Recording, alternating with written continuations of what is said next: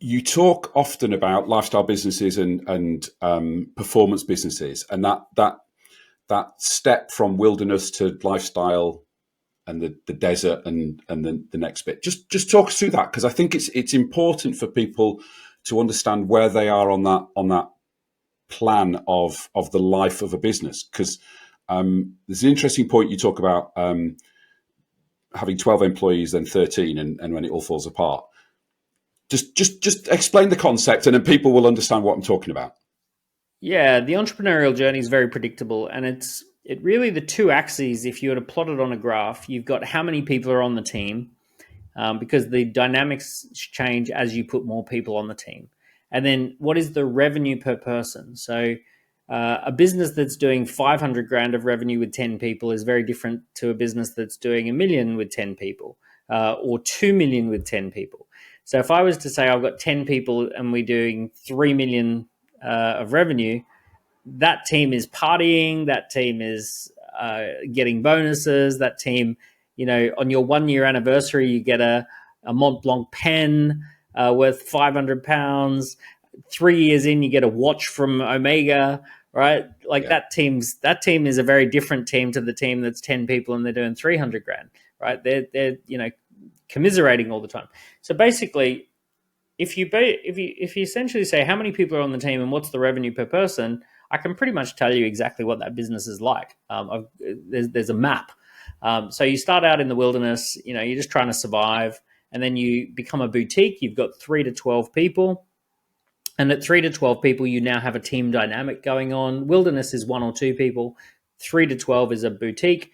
Lifestyle boutique is 3 to 12 people with really healthy revenues and some profits in there.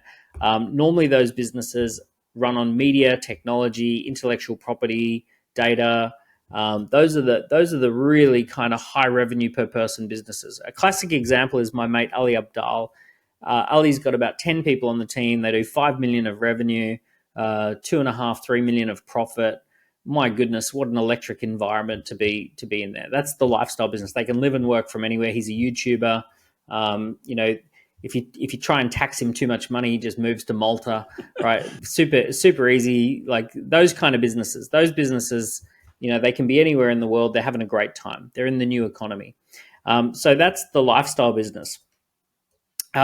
Then you hire 13, 14, 15 people. You're in this too big to be small, too small to be big phase.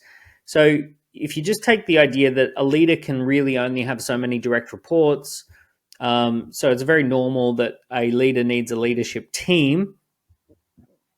So you need someone who's the CFO and the COO and the CTO and all this sort of stuff. But you can't afford that unless you've got a big base of people to work with. So as soon as you start trying to scale up the team, you need managers and leaders, but you can't afford managers and leaders. So you've either got too many direct reports and everything falls apart, or you've got too many managers and leaders and not enough people, so everything becomes unprofitable. So basically there's a chicken and egg kind of issue between 13 and 30 people.